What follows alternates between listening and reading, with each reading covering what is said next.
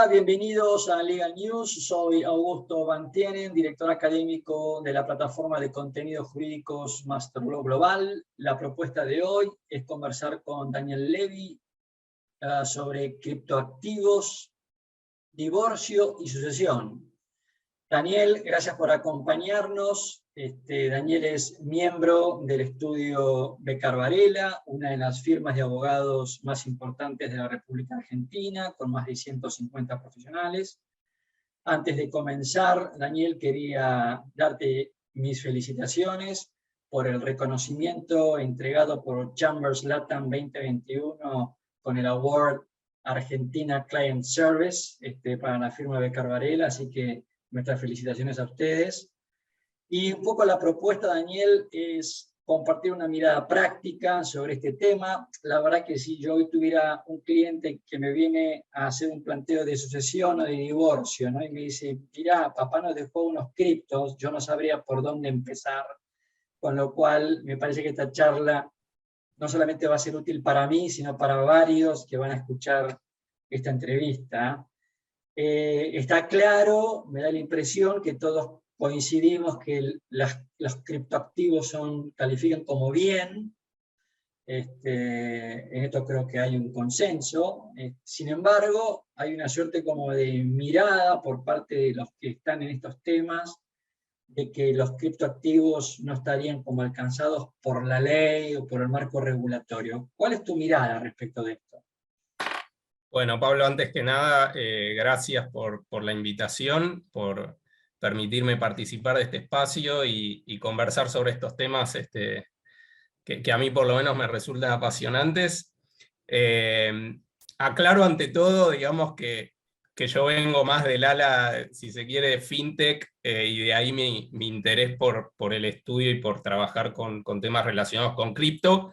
No soy un especialista en divorcio y sucesiones, pero bueno, creo que hay determinados principios generales del derecho que obviamente que podemos tratar al hablar de estos temas.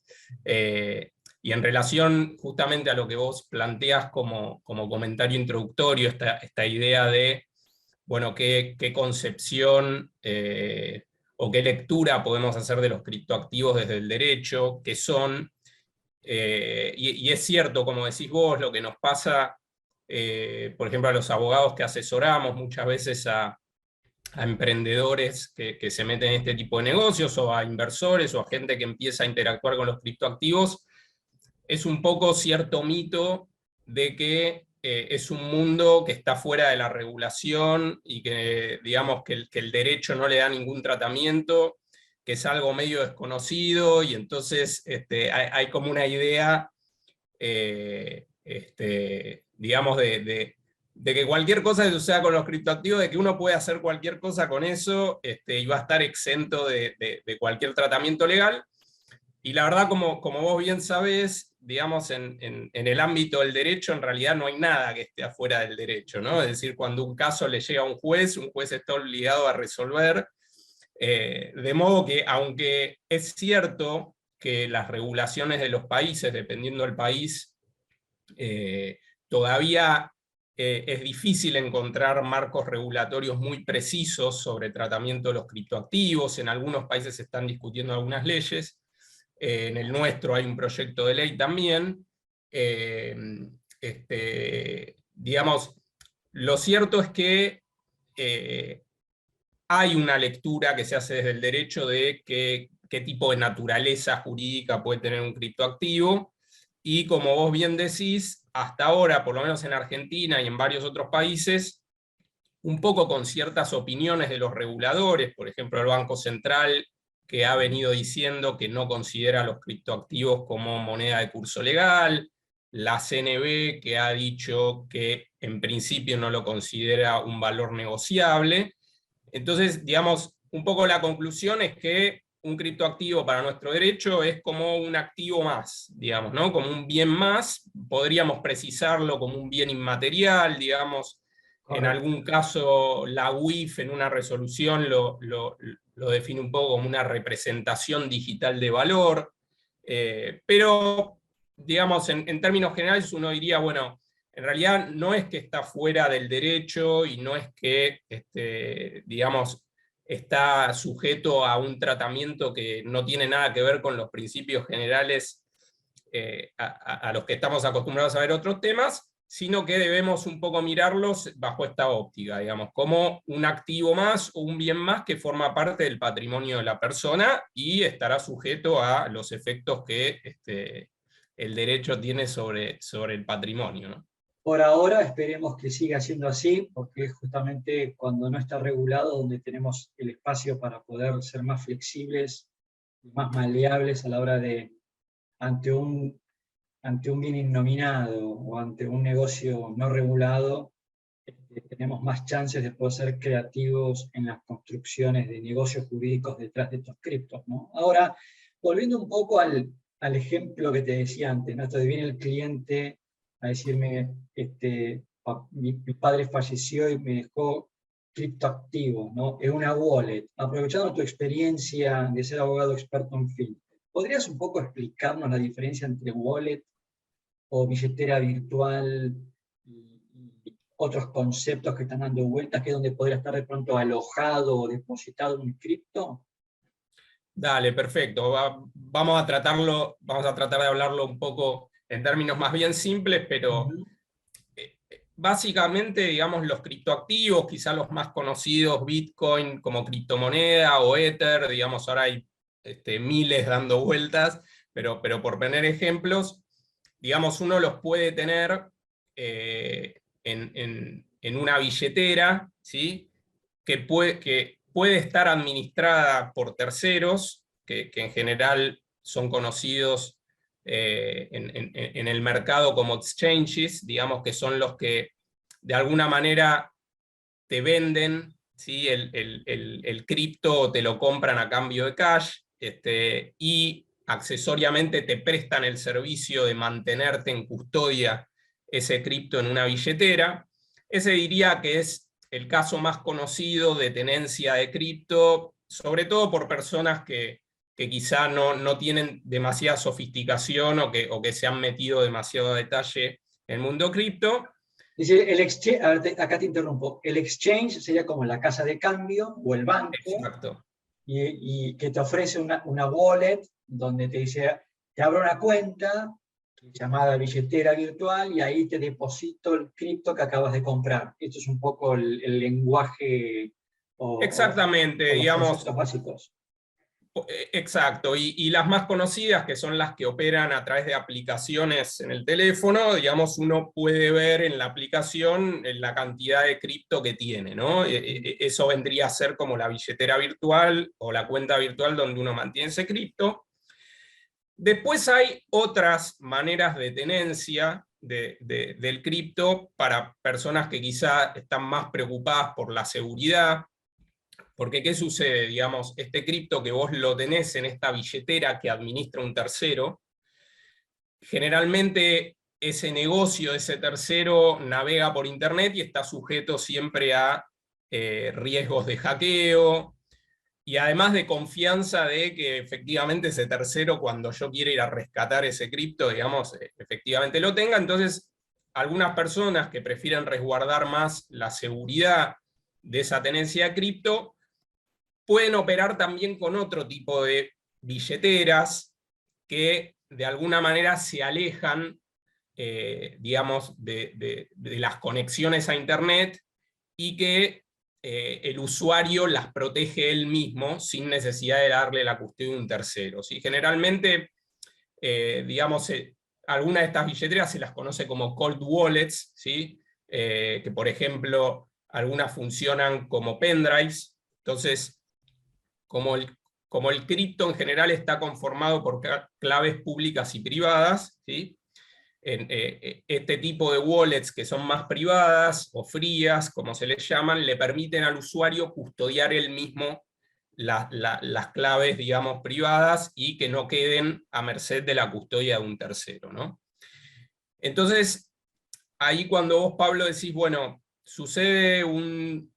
hay un caso de una sucesión, fallece alguien que sabemos que tenía cripto, en su haber, y como dijimos, bueno, en definitiva ese cripto formaba parte de su patrimonio, entonces yo como heredero, de alguna manera, como con cualquier patrimonio de la persona fallecida, puedo tener un derecho, ya sea como heredero forzoso o testamentario, legatario. Digamos, puedo decir, bueno, ¿cómo hago para acceder a ese cripto que tenía esta persona? Y ahí empiezan algunos problemas, si se quiere, podríamos llamarlo prácticos, digamos, porque quiero decir, desde el punto de vista legal, digamos, podrá haber una discusión que quizá lo podemos hablar más adelante de temas de jurisdicción, ¿no? Después discutir dónde está ese cripto, pero pongámosle que nos regimos, ¿no? Porque la sucesión se abra en el último domicilio del causante. Después tenemos que ver dónde están los activos y a dónde los tengo que ir a buscar y demás. Cuando ese cripto está depositado en una billetera que administra un tercero, ¿sí? En una de estas exchanges, digamos que la manera de llegar a ese cripto no debería ser demasiado difícil, ¿sí? Porque es como dijiste vos, es como una casa de cambio, como un banco que tiene ese cripto en depósito. En definitiva, yo obtendré mi declaratoria de herederos ante el juez y, digamos, con esa declaratoria podré ir a este tercero y decirle, mire, yo sé que esta persona tenía este cripto con usted, yo ahora soy el heredero, y entonces ese tercero que tiene la custodia del cripto debería asignármelo, digamos, ¿no? Entonces, en ese caso pareciera que la solución práctica podría ser bastante asimilable a otro caso. Ahora, el problema se da, sobre todo, con estos casos de personas que deciden custodiar privadamente El pendrive, el cripto, ya sea con el pendrive, o mismo, digamos, hay algunas soluciones o algunas aplicaciones que también te permiten, digamos, te proveen algunos programas para vos custodiarte a vos mismo, aún online, el cripto con una clave que la manejas vos. Y el problema que sucede en esos casos es que si la persona, digamos, escondió el pendrive o las claves en un lugar que no sabemos dónde está, va a ser imposible de poder rescatar ese cripto. Y de hecho, si vos te pones a googlear, vas a encontrar noticias de, ya van sucediendo varios casos de personas que tenían grandes cantidades de cripto y que se mueren y que no revelaron a nadie sus claves, que además muchas veces hay algunos sitios que te recomiendan que la clave la partas y pongas una parte de la clave en un lugar, otra en otro país, ¿viste? Entonces, y que han quedado... Hasta acá lo que me estás contando, digamos, con sus particularidades, pero mientras te escucho, digamos, no habría mucha diferencia con una caja de seguridad que yo abro en un banco y que la llave la tengo yo, me morí, y la llave esa, si no la tenés, ¿cómo hacemos para abrir la caja de seguridad? Voy a tener que, digamos, hay dos riesgos ahí. O que los herederos nunca hayan sabido que esa caja de seguridad exista, y el otro es que sabiendo que esa caja de seguridad existe a nombre de mi padre o de mi madre o de los dos, y no tengo las llaves, bueno, puedo obtener una orden judicial para que un oficial de justicia abra la caja de seguridad y hacerme del contenido. Acá quizás el riesgo que tenemos es que ese segundo paso no lo podemos dar. Exacto, porque quizá la diferencia con el ejemplo que vos das es que en el caso de una caja de seguridad, pongámosle, siempre vos sabés que está en un lugar a cargo de un tercero que custodia esa caja, digamos, ¿no? Entonces, eventualmente, no sé, yo sé que la persona tenía alguna caja de seguridad en alguna entidad financiera en Argentina, bueno, cursaré oficios o pedidos de informe a los bancos para saber, y aun cuando no tenga la llave, como decís vos, le podré pedir un juez, digamos, que fuerce su apertura. Ahora, en el caso de la tenencia de cripto, tenés quizás dos problemas prácticos. Muchas de estas exchanges, que son las que prestan la custodia, están en jurisdicciones bastante alejadas, digamos, hay que ir a encontrarlos. Hay algunas que son muy conocidas, pero otras no tanto, y a veces, por ejemplo, el tenedor de cripto argentino prefiere operar muchas veces afuera y se manda los criptos afuera, entonces después hay que ir a hacer todo ese trámite a una jurisdicción en el exterior, digamos, con trabajo entre los jueces, ¿no? Es el problema. Pero después en el caso de la clave privada, digamos, o de la cold wallet que administra la propia persona, ahí no es, o sea, ahí cuando no conoces la clave o no tenés la llave, no podés notificarle a nadie, digamos, no es que podés ir a cursar oficios a ningún lugar para conocer esa clave porque se la llevó la persona a la tumba, digamos, ¿no? O sea, no hay juez, ahí no hay juez que digamos, que pueda abrir esa caja, entre comillas. Entonces, déjame que acá te voy a hacer una pregunta donde no quiero comprometerte, ¿no? Pero digamos que esto del cold wallet y las cripto, no, podría dar lugar a que yo le pueda de que yo pueda beneficiar a algún heredero. Bueno, ahí, exacto, ¿no? Y volvemos un poco a lo que hablábamos al principio, ¿no? Esta idea de que el cripto está fuera del derecho, está dentro del derecho. Bueno, desde el momento en que llegamos a la conclusión de que por ahora, digamos, por lo menos bajo el derecho argentino, estamos hablando de un activo o de un bien como cualquier otro, con sus particularidades, no podemos dejar de lado que tanto en un supuesto de divorcio, si fuera con comunidad patrimonial, o en el caso de una sucesión, digamos, uno no puede violar con la disponibilidad de ese cripto, digamos, con los derechos mínimos que nuestro código le otorga, ya sea al ex cónyuge o a los herederos forzosos, digamos, estamos hablando de las porciones legítimas y demás, ¿no? Entonces, como vos decís, Pablo, claro, digamos, lo que sucede en la práctica es que como hay ciertas prácticas con los criptoactivos que los vuelven de difícil trazabilidad, y de estas maneras a veces de resguardarlos en lugares donde no se los puede encontrar y demás, sí, por supuesto, ¿no? En la práctica puede dar para que, digamos, la persona que vaya a fallecer le pueda dar esos activos a alguien sin que haya demasiada información al respecto y que el resto de los herederos o los acreedores nunca se enteren, digamos, ¿no? Diste en la tecla, a eso me estaba refiriendo. Si claramente beneficiar a un heredero por encima de la porción legítima es un acto ilícito.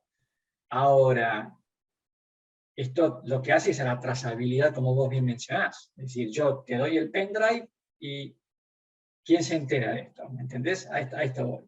Exactamente. Cosa que no lo puedo hacer con una caja de ahorro, una cuenta corriente o con una cuenta custodia, porque tengo inversiones en un fondo común de inversión, eso no lo puedo hacer. En cambio, con esto sí lo puedo hacer, lo cual hace esta charla mucho más interesante. Bien. Sí, sobre todo creo que toca en la médula de todas las discusiones que han rodeado los criptoactivos desde su inicio, ¿no? Que tiene que ver con esta idea de que es una herramienta que de alguna manera permite escapar o liberarse, entre comillas, digamos, de ciertas restricciones que imponen los estados. Pero bueno, digamos, esas libertades muchas veces pueden permitir, digamos, usarlas para lo que uno entienda que es justo o para perjudicar a alguien que creía que debía estar protegido. Estamos de acuerdo. Y acá en este mundo de las cripto, de las blockchain y de los contratos inteligentes o smart contracts, ¿vos a los contratos inteligentes les ves algún tipo de utilidad, de funcionamiento práctico en este mundo nuevo, en estas transacciones? Bueno, digamos, a medida que fue evolucionando el mundo de los criptoactivos, digamos, se empezó a hablar mucho de los smart contracts, que básicamente es digamos, la posibilidad de diseñar adentro de un criptoactivo una funcionalidad para que, acontecida determinada condición, automáticamente, digamos, el criptoactivo tenga algún comportamiento, ¿no? Entonces yo, por ejemplo, podría decir, si cumplida la muerte de determinada persona, o acontecido determinado hecho con una persona, digamos, o si una persona se insolventa o incumple un contrato, yo puedo introducirle a ese criptoactivo una funcionalidad para que automáticamente, sucedido ese hecho, ese criptoactivo sea asignado a determinadas personas, ¿sí? Como las transacciones con criptoactivos están registradas en esta red descentralizada alojada en miles de nodos alrededor del mundo, entonces yo puedo agregarle una funcionalidad al criptoactivo para que, de nuevo, ¿no?, acontece esta condición y el propio registro mueve el criptoactivo de un lado al otro sin la intervención de nadie. Te lo pongo con este ejemplo. En vez de hacer un testamento, yo bajo un smart contract digo, en caso de que me muera, digamos, el cripto se divide entre todos mis herederos en partes iguales. Punto. Eso exacto. Exactamente, digamos, ¿no? La figura del testamento es un ejemplo muy bueno para eso, y efectivamente un smart contract podría funcionar en ese caso de esa manera. Ahora, de nuevo, volvemos, ¿no?, a la discusión de lo posible y de lo que la ley te permite, digamos, ¿no? Es decir, y me parece que ahí hay una discusión súper interesante que hay que ver cómo se va a resolver cuando esto tenga mayor usabilidad, digamos, no cotidiana. Porque quiero decir, como sabés también, Pablo, tanto en lo que tiene que ver con el marco legal de concursos y quiebras, sucesiones, divorcios y demás, digamos, hay ciertas limitaciones para la disponibilidad de los activos. Entonces, esa automaticidad que yo le quiero dar con un smart contract podría chocarse en algún momento con lo que la ley dice. Lo que hablábamos de, por ejemplo, ¿qué pasa si yo en un smart contract digo, se verifica la muerte de tal persona y todos los criptoactivos que tengo que vayan, no sé, a un sobrino? Ahora, si eso viola la legítima del resto de los herederos, ¿cómo freno ese contrato? Porque es automático. No, ahí Entonces, lo que tendrás es una acción de colación que exacto. tienen los herederos contra el sobrino, y se resuelve de esa manera. Entonces, pero lo interesante, acá te interrumpo un minuto, Daniel, lo interesante de esto justamente es, me parece a mí, la automaticidad y bajar las barreras burocráticas, porque si pensamos fríamente qué es un expediente sucesorio, en algún punto, digamos, la sucesión se abre para conocer, ¿no es cierto?, todos los bienes del causante. Pero fundamentalmente es útil ¿para qué? Para poder inscribir en los registros los bienes registrables a nombre de los herederos. Básicamente el trámite administrativo sucesorio tiene por finalidad lograr la inscripción de los bienes registrables. Como yo siempre digo en clase, si mi padre me deja 10 trajes y 5 monedas de oro y no me deja nada más que eso, no habría necesidad de la apertura, porque no hay ningún bien registrable que anotar, ¿entendés? Si además mi padre no tiene acreedores, y además mi padre, tengo entendido que no tiene otros herederos forzosos, pareciera ser como que la apertura de sucesión no fuera necesaria. Los criptos, al no ser bienes registrables, y acá corregime si me equivoco, es como que te daría esa flexibilidad, y acompañado con un smart contract, es como que bajás las barreras de entrada, flexibilidad, le das mucho más dinámica, y si esto vulnera la legítima, bueno, estará la acción de colación, ¿no? Pero digo... absolutamente, Pablo, digamos, saliendo de las particularidades legales de lo que se puede, no se puede hacer o qué limitaciones existen, sí, como vos decís, el mundo cripto y la tecnología blockchain asociada trae un montón de posibilidades en términos de reducción de burocracia, que al mismo tiempo, de todas maneras, te puede garantizar la confiabilidad en un registro. Entonces, como vos decís, en temas sucesorios está, ¿no? Cómo le asigno la titularidad de un bien a alguien, una persona, cuánto demora eso, todo el papelerío y demás. Y después el régimen, por ejemplo, no sé, de si quiero nombrar un albaceas que maneje los activos al momento del fallecimiento, o alguien que administre, o mismo los famosos fideicomisos testamentarios o los trusts. El mundo cripto ofrece un montón de posibilidades para eso, muy interesantes. Quizá hoy no lucen tan cotidianas, pero seguramente es algo que se va a ir viniendo cada vez con más fuerza. Y es como vos decís, ¿no? En la medida que yo puedo ir programando cosas que puedan suceder con esos criptoactivos, que por el momento no tienen una regulación como un inmueble, Claro, no tienen una registración específica, claro. entonces me da una libertad interesante para, digamos, ahorrarme un montón digamos, de problemas prácticos, y yo puedo programar que automáticamente sucede una cosa, y efectivamente esos criptos van para un lado o para el otro, y sobre todo si Creo, están alojados en jurisdicciones foráneas, ¿no? O en wallets del exterior. Poder hacer algo así me evita un montón de costos, y trae, sí, sí, trae posibilidades muy interesantes. claro, y creo que esa libertad, que es tan amplia y fascinante al mismo tiempo, es lo que creo que de alguna manera también genera algún grado de retracción en el mercado o de incertidumbre, ¿no? Es como que hay demasiada libertad y ahí es donde yo digo, bueno, será conveniente, será seguro esto, como, no estamos todos como explorando y experimentando a ver este mundo cómo funciona, pero la verdad es que esto del cold wallet realmente es algo muy interesante y que va muy en línea con lo que te quiero preguntar un poco para cerrar esta tan interesante charla contigo, que es, claro, este mundo cripto es como que ha eliminado los intermediarios, ¿no? Esto que venimos hablando de bajar las barreras, los costos de transacción, elimina al intermediario, es decir, elimina al banco, elimina, ¿no es cierto? Ya la relación es directa, con lo cual, al eliminar los intermediarios, vos, ¿cómo ves esto justamente frente a lo que estamos conversando? ¿No? El no tener a nadie a quien enviar un oficio o saber dónde está, cómo puedo hacer para hacerme desactivo. Esto, ¿cómo lo ves vos? Como, ¿es algo positivo, algo negativo? ¿Cuál es tu opinión? Bueno, creo que es algo que fuimos un poco tocando a lo largo de toda la charla.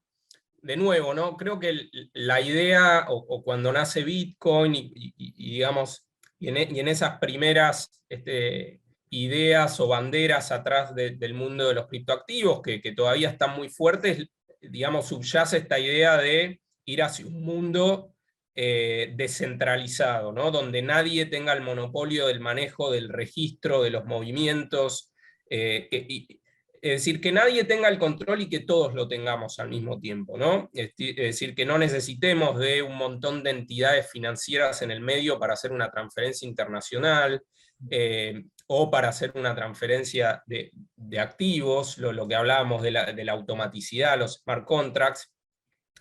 Todo eso me parece que abre un abanico de posibilidades enormes, y como vos decís, Pablo, hay una idea de libertad, digamos, ¿no? Y una sensación de libertad muy interesante.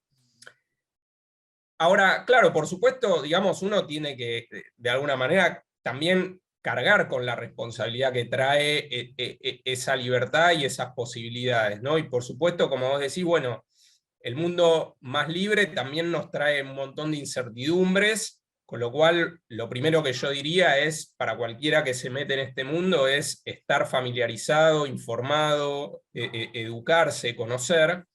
Pero también un poco me parece que lo interesante de esta charla, y como vos la planteabas al principio, de, bueno, viene alguien a una reunión a preguntarnos un caso de sucesión, de divorcio, es, digo, hay que pensar un poco también esas cosas, a las que uno quizá no, dependiendo de la edad, le presta más o menos atención. Pero quiero decir, por ejemplo, yo tengo amigos que tienen suscripto en no sé cuántas wallets de distinto tipo, una parte en un pendrive, otra parte, y van experimentando y guardándolas, y gente que a veces invierte mucha plata, y tal vez esas personas ni se detienen a pensar en, che, pero no sé, si el día de mañana quiero dejarle esto a alguien, ¿cómo hago para facilitarle a esa persona el acceso a estos activos?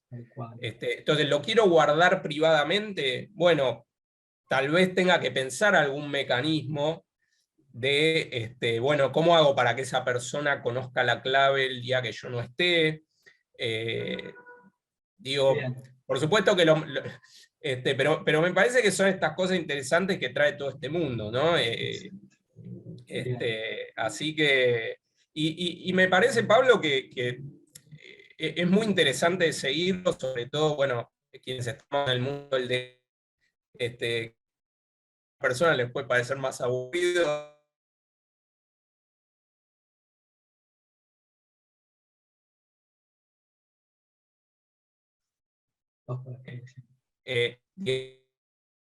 Está creciendo cada vez más y los reguladores están mirando cada vez más. Entonces, creo que digamos, esta tensión, digamos, entre libertad y qué puedo hacer, qué no puedo hacer, me parece que vamos a ir a terrenos súper divertidos en lo que viene en el corto plazo. Sí, señor. Daniel, la verdad que ha sido un gusto esta charla contigo, te agradezco una vez más que nos hayas acompañado, que nos hayas prestado media horita de tu tiempo. La verdad que el tema es muy fascinante y espero que esto sea la punta del iceberg para más reuniones, para más charlas contigo sobre estos temas. Así que Daniel, desde acá te mando un fuerte abrazo y una vez más, gracias por acompañarnos.